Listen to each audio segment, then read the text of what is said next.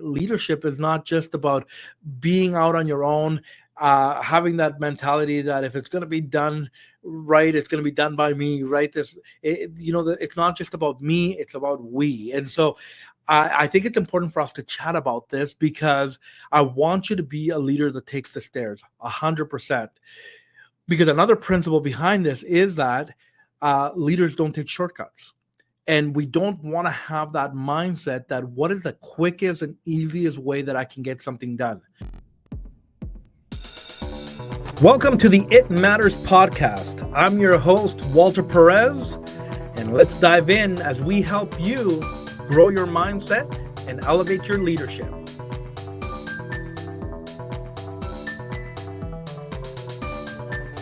Hey everyone, welcome back to the It Matters podcast. Thanks for joining me on another episode. I am truly very grateful that you're joining me and that we're spending time together on another week where we're expanding our leadership capacity, where we're growing, we're learning. You know, this podcast, it's dear to my heart to help leaders not only lead well, but be better than yesterday and to be able to lead their people in a way that creates not only impact but transformation. And so I'm excited that you're here. And so I have a favor. If you know somebody that needs to hear this topic, that needs to hear these episodes or this podcast, can you share it? Can you like it? Can you comment? Let me know what you're thinking. Ask questions if you'd like so we can continue to grow together and make this podcast better than it was yesterday and last week and so forth. And so today I wanted to bring you another solo episode as we get ready for some guests that will be coming on in the near future. And it's this idea, this concept, this metaphor that probably many of you have heard, and that is that leaders take the stairs. Have you heard that? Have you heard that metaphor? So I wanted to dissect that a little bit because it's kind of come up a number of times. And I think I want to give my take on this and give you my thoughts on why there's a lot of truth in that and what is the mindset or what is the way we should be looking at this metaphor. So leaders take the stairs. So typically when this metaphor is said, it's this idea of, you know, leaders have discipline. Leaders do the hard work. Leaders are consistent. And so this idea that that leaders will take the high road, right? That leaders are going to work super hard. I think it's great, by the way. I think there's a lot of truth in that for sure. But I wanted to go a little bit deeper. I think the heart, at the true essence of this statement, there's a little bit more here, and I want to share that with you. And this is my take on it. When we talk about leaders take the stairs, we're talking about thinking differently. Leaders think different. Not only that, though, leaders are different. And I think that is a super important point to understand, principle to take and go, okay, what does it mean when I say leaders take the stairs? And if the encouragement in that, if the challenge in that is that leaders need to not only think different, but be different, would that transform your life? Would that transform your leadership if you understood leadership from that perspective? Yes. You want to lead by example. You want to work hard. You want to have habits. You want to have discipline. You want to have different consistencies in your life, for sure, different rhythms, for sure. But the challenge is that if all we do is we want to work harder, and we actually don't stop to work smart as well. And I've done a full episode on this in the past. We always want to talk about working wise. And so what does that look like? What does it look like to be that leader that is a transformative leader? A leader that is not just, you know, kind of getting caught up in the rhythm of like, well, this is what I do. This is how I always do it. And this is what I should do. But you haven't owned it. You haven't owned your leadership role in a way that it's actually moving you from the inside out, that's actually transforming you from the inside out, that then everybody that you come across or that you bump into, that you talk to, go away thinking, man, there was something different. There was something different about that person. the way she talks, the way he explains things, the way he talks about his value, the way she is on mission, the vision that they bring together, like they are different. And so that leaves not only a ripple effect out into the world, but it impacts people to be different. And remember, leadership is about actually having followers, right? Leadership is not just about being out on your own, having that mentality that if it's going to be done right, it's going to be done by me, right? It's not just about me, it's about we. And so I think it's important for us to chat about this because I want you to be a leader that takes the stairs 100%. Because another principle behind this is that leaders don't take shortcuts. And we don't want to have that mindset that what is the quickest and easiest way that I can get something done? No, we want to be able to show up to practice, create disciplines. We want to be able to master our craft. We've talked a ton about that. And a leader that masters their craft will do the hard work, will take the long way, will actually put the time in to sharpen their skills, to be able to get great at what they're trying to work at. And so as you think about this, how are you doing in that area? Are you falling into the lie that quick is better, that rushing all over the place is just the lifestyle of a leader? Being alone is a lifestyle of a leader. Things are always going to be super hard. And, we don't need to have procedures or systems. Like we just kind of wing it and do whatever we want to do. Is that the style of leadership that you've been taught or that you've come to believe in? I hope not. I hope not, because leadership should be a little bit different than that, especially when you think about leading a team. If you're leading a team, I want to encourage you, and I know most of you know this, that in leadership, we want to pull people with us. We want to take people along. We want to be able to pull them. But in that posture, we also want to reach up high, and we want to be able to be pulled ourselves. We don't always want to be the man. We don't always want to be the woman, the person that has to have it all figured out. Can we figure out this amazing tension, this rhythm of going, when I reach up for help and to get pulled and to learn and to grow, I also, reach down and bring people along with me? Is that your mindset when it comes to being a team leader or a team player? I have to stress this. Leaders, do not become the dictator type. Do not become the type that are just authority-based, role-based. You need to be kind. You need to care for your people, and that takes work. That takes work. And so when you take the stairs, what you're telling me also is that you're coming down along with your team and saying, hey, I'm going to do this with you. I understand what you're going through. I'm not just up here and you're down here. No, I get it. I'm in the fight with you, but I want to help you along the way. In fact, I want to be your coach. I want to be your cheerleader. I want to encourage you along the way to keep going. And maybe there'll be an opportunity for mentorship and coaching and correction and teaching and creating that posture for them to say, hey, this is how we're going to do it together. Are you that type of leader? Remember, like, leadership is interesting, right? Because when we are caught up in the role, we can just say like, okay, my mind's always in the cloud. My mind's on the big picture, which I'm a humongous fan of that. Leaders are visionary, but don't get caught up so much in the future that you forget the present, and you might even forget to reflect on the past and learning from all that and remembering what has worked and what hasn't.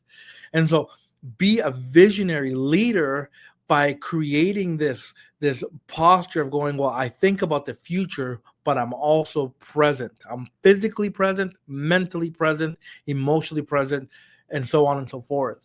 We need to be those type of leaders because we don't want to be so far ahead that people don't know if they can catch up, that people don't even know if they can comprehend the vision, or they might even forget the vision because you're so out there that you forgot to communicate the vision with them, that you forgot to explain it and tell them. And remember, vision leaks. So you got to remind your people. You got to always be speaking it. You always got to be putting it on the walls, talking about it. Because when people not only hear the vision and they understand the vision, we then take it to this other spot where we say, They can own the vision. When people own it, you create a team that's indestructible. You create an organization that is unstoppable, and you become dangerous because you got yourself a group of people that not only believe in you, but have your back. They have your back. And so become this leader that understands that thinking different involves, yes, thinking ahead, having big picture, getting creative on how to impact your team, how to bring them along, how to serve the organization, but how to lead yourself in that too. And leading yourself is tough. Leading yourself is hard sometimes because we need to be humble. In leadership, there is that tendency, that potential that we can become prideful, and we end up doing things because we make the calls, we make the decisions, and that's how we see it. And we forget that there's a group of people around us, whether there's friends, whether there's family members, there's people that work for us, or even people that we answer to that are going, hey, we have some thoughts, we have some ideas. Have you thought this perspective? If you lead from a posture of humility, you will learn the art of being able to take perspectives, be encouraged by it. I'm not saying that every single perspective, idea, or thought that comes your way, you're going to do, but at least make an attempt to listen and be open. So then when you are making the decision, when you are making the calls, you are making informed decisions. And when you make a call that other people disagree with, you can at least back it up and go and listen. We have taken the time, we have used the wisdom to look at all this, and that's why we were able to make this call, and we're confident in moving forward. And guess what? And all of you probably know this, I know this, that sometimes they don't work out, but we can come back and we say, hey, we learned from that. Yes, we were sure that it were going to work out, but unseen circumstances, other things that we didn't do or put the work into, we didn't see it coming. And what we do is we assessed, we learn, we brush ourselves off, take that dust off ourselves, and we keep going, we keep moving. And that's what leaders do. We don't just become prideful, and we admit when we're wrong. We understand that things have to be different, but we also learn how to take the blame when we need to take the blame, and we give the credit when credit needs to be taken. You don't need to be front and center in the spotlight always and taking the credit for things that are not yours. Be that leader that is kind. Be that leader that's encouraging, so people want to actually work with you, work for you, and follow you. And then in that process, you get elevated and people want to know more because you're growing, and then you can actually lead people to we'll call it the promised land. You can actually lead people to where you're heading. And so vision is important, but you want to do it strategically. So be a leader that takes the stairs. Be willing to be with the people. Be willing to get down to the ground, to the foundation of it. Be willing to go up the stairs and work through the challenges. Have disciplines. You ain't going to get to the top just by accident. You want to be intentional about it. You are going to have habits and rhythms in place, but allow that to push the team. Allow that to push you. Be that leader that says, I will lead by example, but not just because I'm a hard worker or because I say things, but because I actually do them, because I think different and I am different. I don't just do what every other leader out there does. I don't just do what the masses want me to do. I think and consider the team and the organization and the company and all that, and I put them first. And that requires me to be a little bit different, which sometimes we have to be unorthodox. We don't always do the things that have always been done. Sometimes we're going to have to stretch ourselves, and we're going to bring in things that are different, but that are going to be great and amazing for everybody. And we try and we fail along the way. But the important part is, do we continue to grow every time, every step we take? Do we continue to go up these stairs? Be a leader that takes the stairs. I can't emphasize that enough, but be a leader that understands that you have to be different. So that means you might have to get rid of old habits. You might have to, humble yourself. You might have to get rid of pride. You might have to listen more than talk. You might actually have to spend time.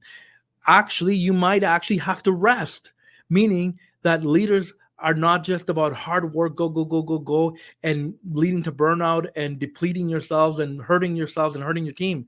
No, rest is good. In this culture that we're living today, we love to talk about hard work and do hard things, which is great, but rest is super important, because if you don't rest, if you don't understand to take a time out and pause, well, you're not going to have the energy and the capacity to go the long way in the long term. Do hard things, great, but also do wise things. It's about knowing how to pace yourself so that you're in this game for a long time and not in today and out tomorrow. I hope this makes sense. I hope this inspires you. I hope this encourages you, because I'm very passionate about leaders being wise on how they lead, because you need to also take care of yourself. And in return, when you take care of your body, your mind, soul, spirit, you end up taking care of your teammates and everybody else that is around you. And you don't become that stress ball, that anxious ball, the anxiety that overwhelms you, that turns you into a leader that's angry, unkind, and ends up hurting the team. You want to be that leader that understands how to be a healthy leader, that will rest, that will encourage, that will be positive, and will actually do the work, and will create energy around him or her that will be passed on to everybody, even the strangers out in the world, that will say, hey, I'm attracted to that environment. I'm attracted to that person because they're going places and they're doing things. They might be doing it differently, but they're doing it well. And so I hope this encourages you. Think about it. Let me know what you think. Hey, pass on a comment. Give me a shout out. Let me know what you're thinking and how you're winning and what you're doing different these days, because it matters. And so I know that along the way, we'll sharpen each other. We'll continue to build each other up. And I know that it's going to be a win-win. It's going to be a win-win for all of us, because as we love to say, it's a win-win when the leader leads well. So go and lead well. Talk to you next time.